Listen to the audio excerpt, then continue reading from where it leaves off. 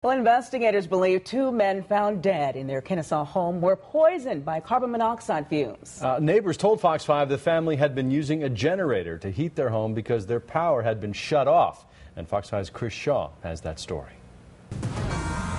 Neighbors tell me a man in his 50s lived in this house with his adult stepson, his adult daughter, and her 10-year-old son.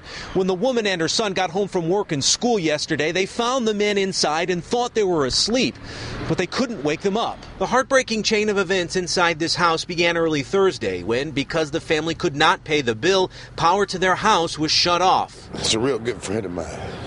So Ken Lewis says he had no problem helping that friend, the older man in this house, when he came to Lewis later Thursday afternoon. He asked me could he borrow my generator.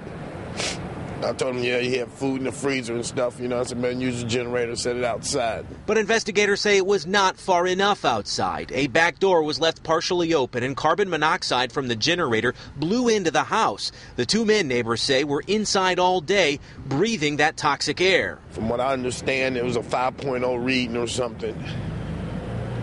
What does that mean?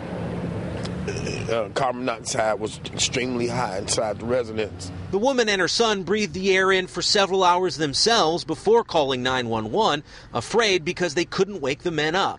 We immediately suspected carbon monoxide, and so we were prepared when we got here with our monitors and stuff. The woman and her 10-year-old son were taken to the hospital, but they are expected to be okay. Reporting in Kennesaw, Chris Shaw, Fox 5 News. Well, state law requires that all new homes have a working carbon monoxide detector near general sleeping areas. The CDC says to make sure your carbon monoxide detectors have working batteries. Change the time on your clocks in the fall and spring. Also, have your gas appliances checked every year. Do not use portable flameless chemical heaters indoors. And only buy gas equipment with the seal of a national testing agency.